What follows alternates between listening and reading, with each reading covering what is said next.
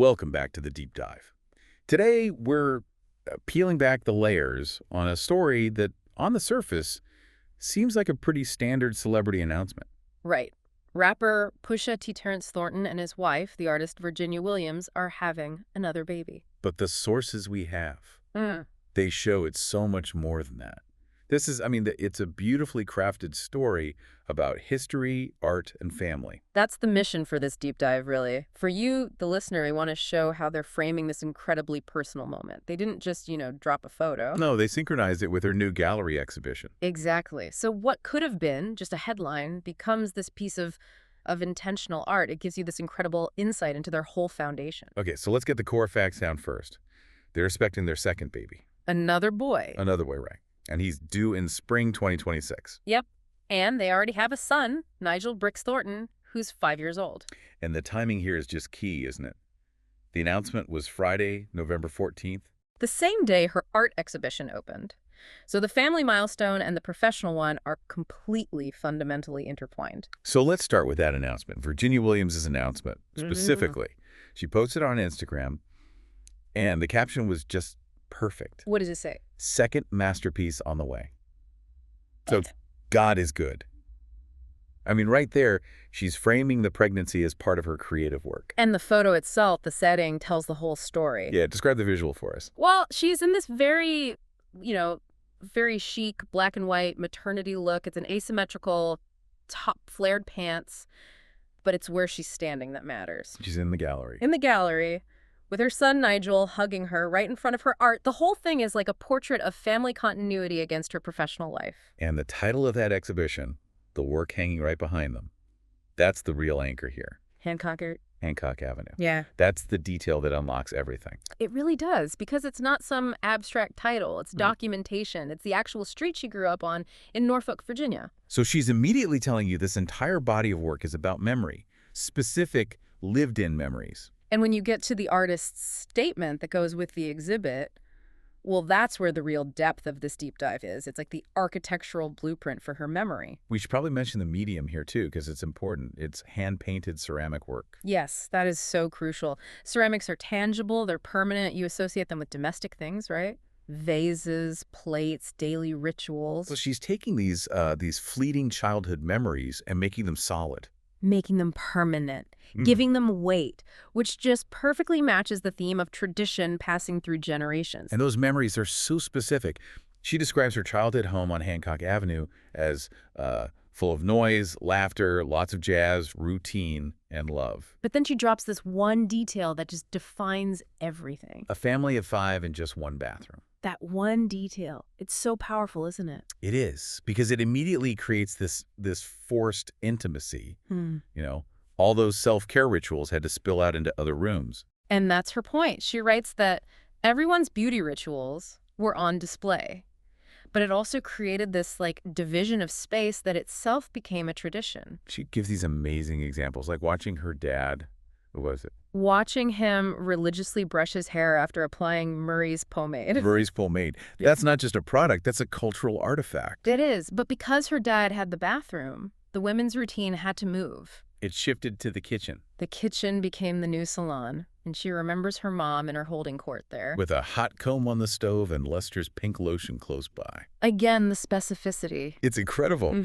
How does naming those specific brands, Murray's and Lester's, make it so much more powerful than just saying hair grease? Well, that's what elevates it from just a personal story to a real cultural commentary. She's speaking a language that's understood in countless Black households. Right. Those objects are links. They're about resourcefulness, heritage, all of it. And it all leads to the conclusion of her statement, where she calls the work a love letter to the complexity of Black beauty. Yes. And she defines that beauty as intricate, layered with memory, tradition, a lot of innovation and resilience. And passed down in kitchens and barbershops and salons. Exactly. The whole exhibition is about how those everyday spaces are where tradition and resilience are actually built.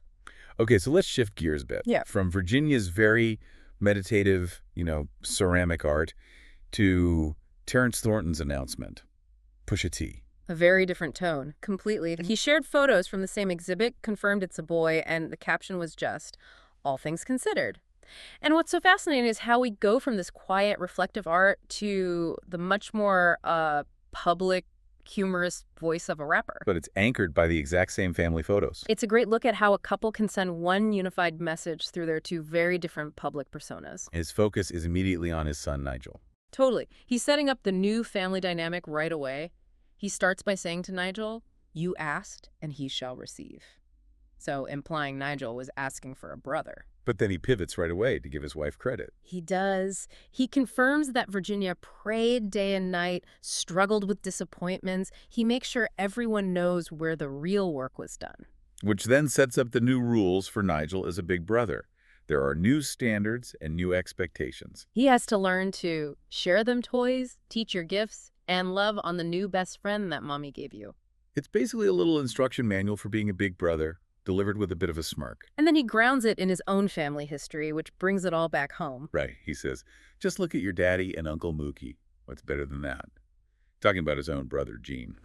So he's offering this guarantee of a sibling bond based on his own life, which connects perfectly back to that Hancock Avenue theme of family structure. It's all about enduring tradition, and he keeps coming back to his nickname for Virginia. The Supermom.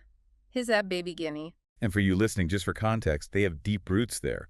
They met in their shared hometown of Virginia Beach. They were together for 11 years before they got married in 2018. So that shared history reinforces this whole Hancock Avenue narrative. And he ends his post with this very funny, kind of self-deprecating request. Yeah, this part's great. He says he hopes she will carry on with tradition and never teach me how to change a diaper, prep a meal, suck out a snotty nose. Or anything else a supermom does. It's such a classic dad joke, right? Yeah. But it's also high praise for her. It really is. It's a lighthearted moment, but it confirms everything we got from her art, that she is the creator of that foundational domestic world. He's celebrating her. So when you put it all together, this deep dive shows how these carefully chosen sources, the art statement, the Instagram posts, they give you a complete story. Yeah, we went from a public announcement to the intimacy of a kitchen hair salon, anchored by things like Murray's pomade and ceramic art. It's a whole picture of their values. It really is. They're actively creating tradition. They are using art to memorialize the past, the jazz, the one bathroom, all of it. As they welcome this new life, they're making sure their kids understand the depth of their roots. Which brings us to our final thought for you to take with you. Considering that Hancock Avenue is this tangible love letter to memory and tradition, how does this second masterpiece, this new child, influence how this family actively preserves those specific traditions? You have to wonder, right, how do you pass down the sound of that jazz or the ritual of the kitchen salon to a new generation? It really makes you think about what new memories this new life will inspire for the next great work of art.